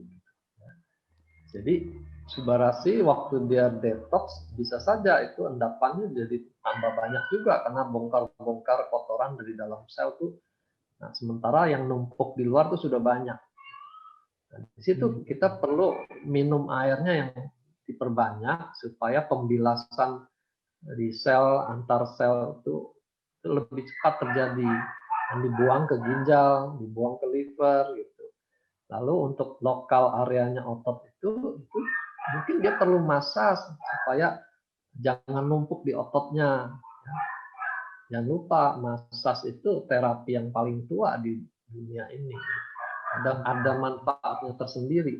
Ya intinya jangan semua tuh ditumpahkan. Saya sudah minum Subarasi kok nggak ada efek, tambah sakit. Nah, tindakan yang lain tuh dilakukan juga dong. Gitu. Oke. Kalau anak umur 7 tahun jatuh, tulangnya retak, perlu nggak sih dok Subarasi atau didiemin aja karena masih umur 7 tahun? Didiemin sama dilakukan sesuatu ya tentu lebih ada efeknya dilakukan sesuatu. Diberikan aja, ya, sambil tetap dipikirkan itu retaknya itu membahayakan nggak kalau anaknya aktif bermain. Jangan-jangan kena dorong dari retak tuh menjadi patah. Lalu nanti salahkan lagi, ini Subarasi minum kok malah jadi patah gitu ya. Kita gunakanlah nalar kita yang sehat. Fungsinya dia adalah suportif, pendukung, bukan pengganti segalanya.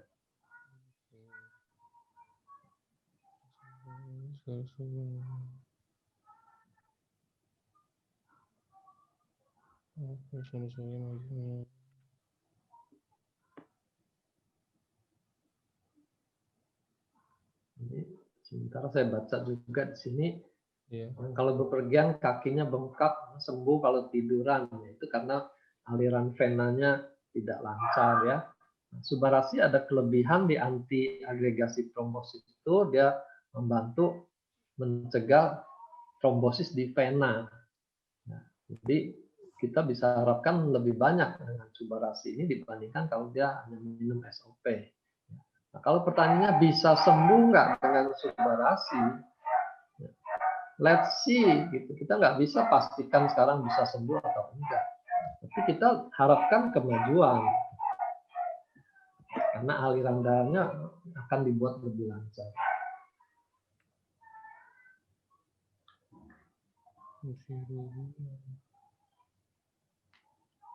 Nah, ini ada lagi. Sore dok mau tanya, untuk pengidap trisomi 21, 4 kelainan jantung, TOF, tetralogy of Fallot, dan transient leukemia, usianya udah 2 bulan. Usianya 2 bulan, apakah direkomendasikan Subarasi? Kalau kelainan genetik tidak bisa. Karena dia regenerasi sel, ya sel yang baru ya tetap kelainan genetik, tetap trisomi. Kita tidak bisa mengubah yang trisomi jadi normal.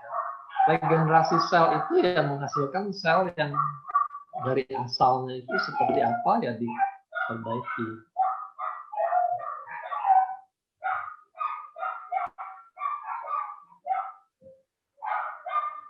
Oke.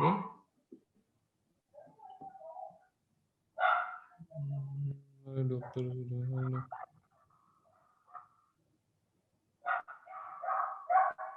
Ini ada pertanyaan, apa karena ada tambahan susu bubuk di Subang? Ya, susu bubuk apa yang ditambahkan? Kita tidak ada tambahan susu bubuk kok.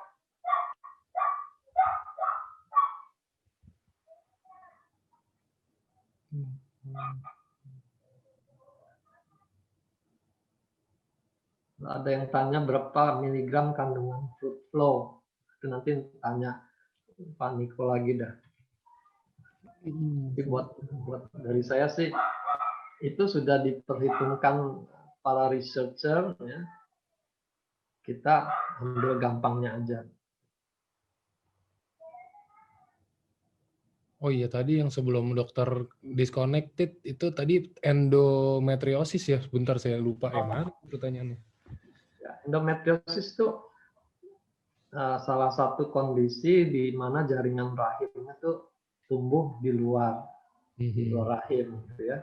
Jadi pada saat dia menstruasi, jaringan itu ikut berdarah. Waktu dia berdarah itu dia bikin kesakitan. Nah, subarasi tentu tidak bisa menghabiskan jaringan yang salah tubuh di sana.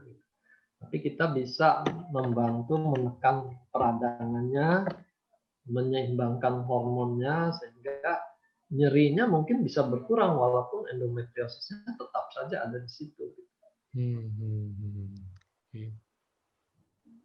Jadi pada setiap penyakit ada berbagai komponen atau faktor yang terlibat. Jadi kalau kita bisa mengurangi komponen itu, dia penderitaannya berkurang walaupun penyakitnya tetap ada.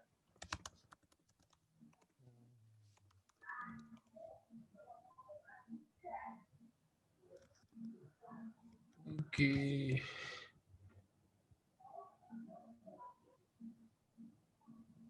Enggak, itu efek laksatif, bukan karena itu ada yogurt kan, soalnya saya bantu jawab nih, maksudnya bukan susu. Nggak ada susu itu hanya sebagai perisa dikit doang sih, bukan susu ini juga lagian. Susu formula. Untuk lebih jelas tanya Pak Niko sih, biasanya kayak gitu biasanya nanti. Ada yang tanya demam berdarah, utsu atau subah, gitu ya. Utsukushi itu fungsi utama itu meningkatkan sistem imun. Nah, demam berdarah itu kan karena infeksi virus. Ya, tentu dia butuh utsukushi untuk melawan infeksinya.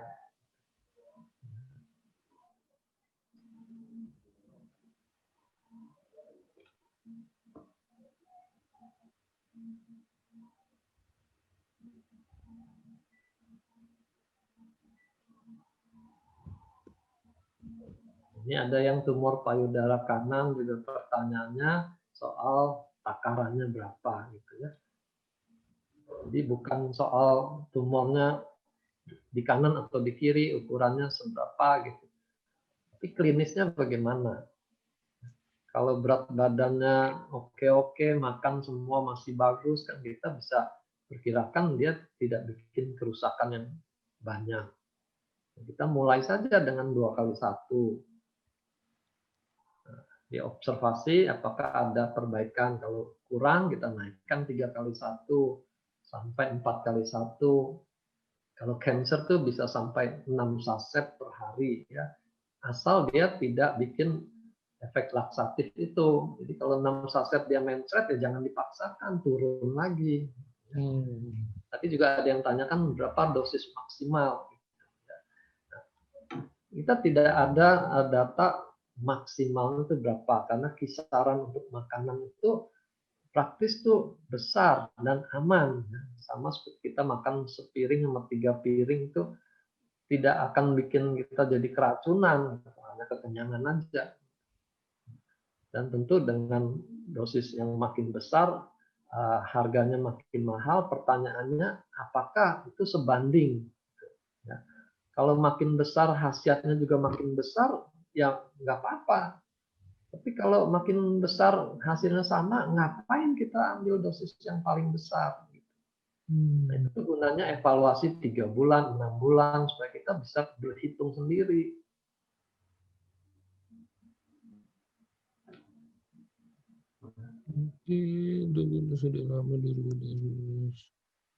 Berapa takaran supaya tidak terjadi efek samping, itu individual, beda-beda. Sama seperti utsukushi, kita bilang itu bisa melancarkan buang air besar. Ada saja yang minum utsukushi malah jadi susah buang air besar. Itu individual. Itu yang dibilang kita mesti tailor made, harus disesuaikan dengan tubuhnya masing-masing. Ada yang nanya perbedaan SOP, Suba, dan Utsu. Dicari di video yang lain ya. Nih ada yang tanya tentang COVID. Dok, ada pasien COVID disertai pendarahan ambien dalam. Apakah dibatasi subarasinya atau tetap dilanjutkan? Perdarahannya di mana? Tahu nih, ambeien dalam bagian ini kali mungkin Bang. Ambeien ya, ambeien. Ya, ambeien. Kalau ambeien berdarah kita masih bisa monitor, bisa Hmm. lihat darahnya tambah banyak atau tambah sedikit. Tapi kalau perdarahannya di dalam organ yang tertutup, itu kita beresiko. Kita nggak tahu dia darahnya masih mengalir atau enggak. Ambeien itu kalau dari testimoni orang-orang lain, itu lebih banyak terjadi dengan pemberian utsukushi.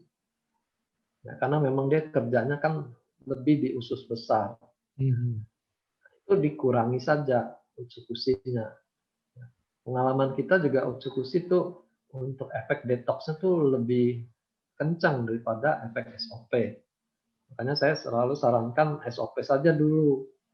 Kalau tidak ada detox lagi, baru tambahkan utsukushi dengan dosis bertahap, takaran bertahap. Sorry.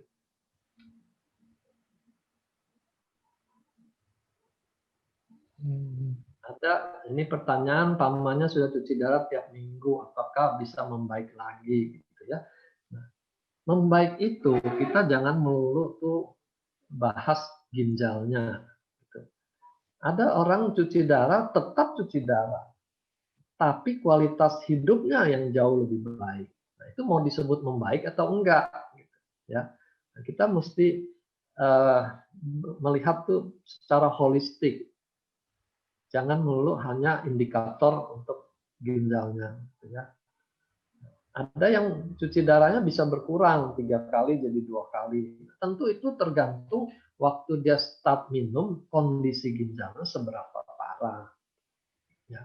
Kalau fungsinya sudah total nggak ada lagi sisanya, itu kan berarti dia sangat tergantung dengan cuci darah.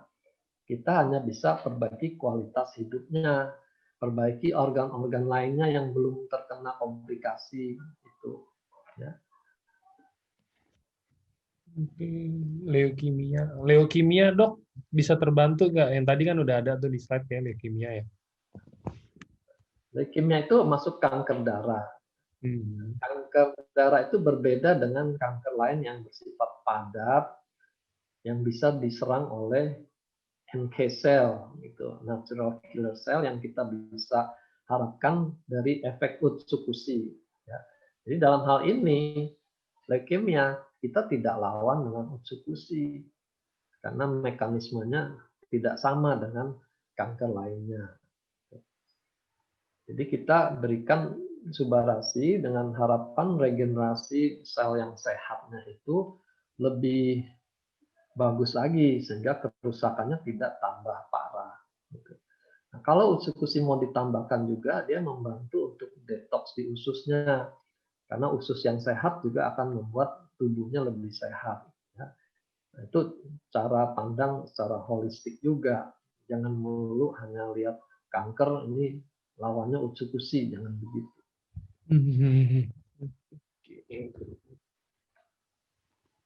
Oke.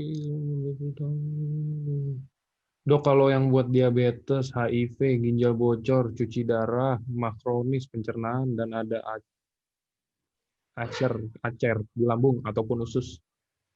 Utamanya Usus. itu utsukushi atau subarasi dulu, Dok. Dilihat dari itu. Subarasi itu untuk semua kondisi, karena semuanya itu berurusan dengan sel dan aliran darah. Kita bisa perbaiki regenerasi sel, bisa perbaiki aliran darah, itu dampaknya itu sudah cukup banyak. Ya. Nah, utsukushi kalau mau ditambahkan untuk detox usus juga akan membantu, tapi jangan di tingkat awal, karena kalau dia bikin detox reaksinya tambah memburuk, orangnya keburu heboh, dia nggak mau lanjutkan minumnya, kan sayang. Ini kita perlu jangka panjang. Jadi dengan subarasi takarannya sudah optimal, baru tambahkan utsukushi. Ini ada pertanyaan, sesudah minum subarasi fungsi ginjalnya menurun karena kreatinin uriumnya meningkat. Ya. Ini juga sama, kita jangan hanya mendengar laporan urium kreatinin meningkat. Kondisi ginjalnya seberapa waktu dia mulai minum. Kemarin juga ternyata dia punya filtrasi rate-nya ya, glomerulus filtration rate-nya itu hanya 7. 7 itu sudah gagal ginjal yang parah gitu.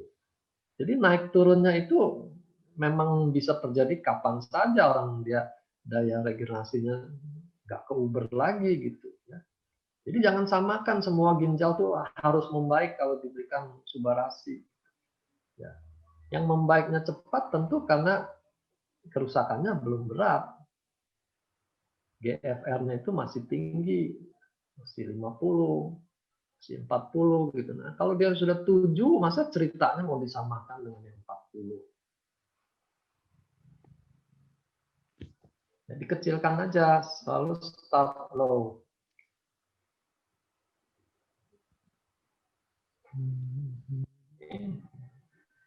Oke, kita cari 3 pertanyaan terakhir ya dok ya. Oke. Polip. Ini ada psoriasis, minum kulit sudah bersih. Lalu minum lagi, merah-merah lagi. Itu kan artinya belum tenang kondisi autoimunnya. Psoriasis itu autoimun.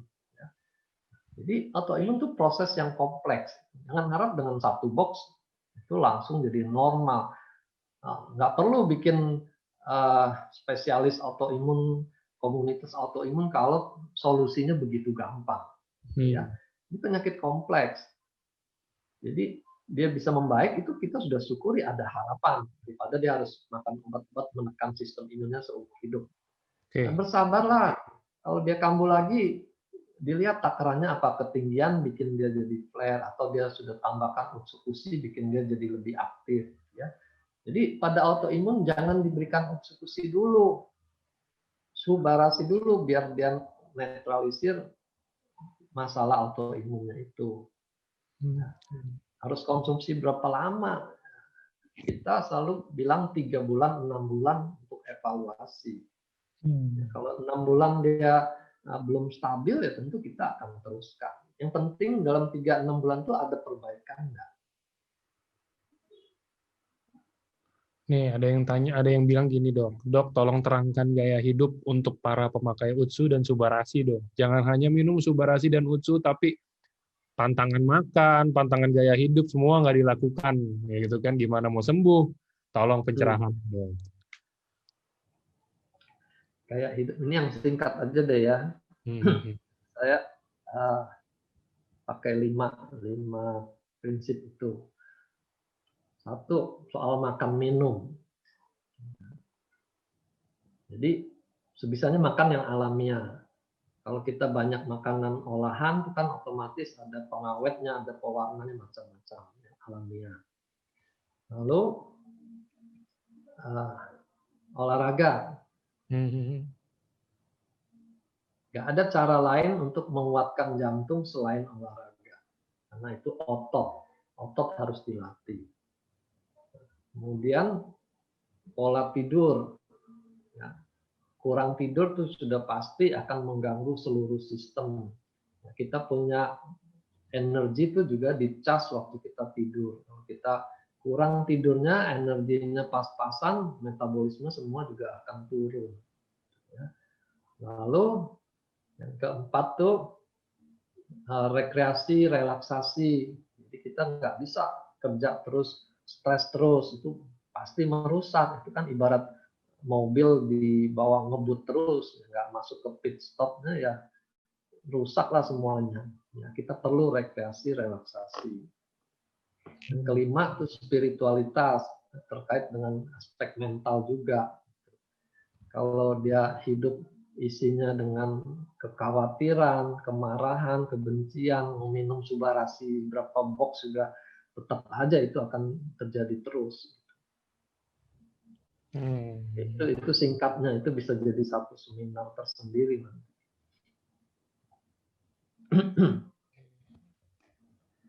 Oke. Adenomiosis, kekurangan elektrolit. Kalau kekurangan elektrolit, kekurangan vitamin, mineral, atau bahan gizi yang lain, jangan cari di subarasi. Ya. Juga jangan promosikan ini suplemen yang paling lengkap, itu kita bohongin orang. Ya. Produk kita bukan di kelengkapan seperti itu. Ya. Kekurangan elektrolit ya cari elektrolit di sumber lain, di air kelapa itu elektrolitnya banyak. Produk kita keunggulannya di peptidanya tadi, messengernya. Oke, untuk penyakit Adenomyosis itu juga masalah hormonal. GERD itu makin lama makin banyak. Itu juga terkait sama stres tadi. Ya, setiap stres asam lambung otomatis keluar. Otomatis itu. Setiap marah juga dia keluar lebih banyak lagi. Jadi kalau dia bawaannya stres dan marah-marah, mau minum obat lambung sekaleng juga nggak efek itu. Nanti salahin lagi, subarasinya nggak mempan. Subarasi tidak bisa mengangkat stresnya.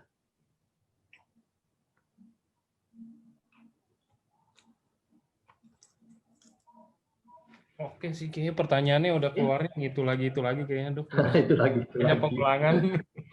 Oke lah kalau gitu saya tutup aja. Ini udah pada live juga karena mungkin kalau yang di Indonesia Tengah apa segala macam udah mulai mau sholat maghrib ya. Oke. Oke, jadi kalau gitu terima kasih Dokter Wijaya, thank you. Sorry for the internet trouble. Gak apa-apa. Itu justru yang penting isinya seru dok. Oke.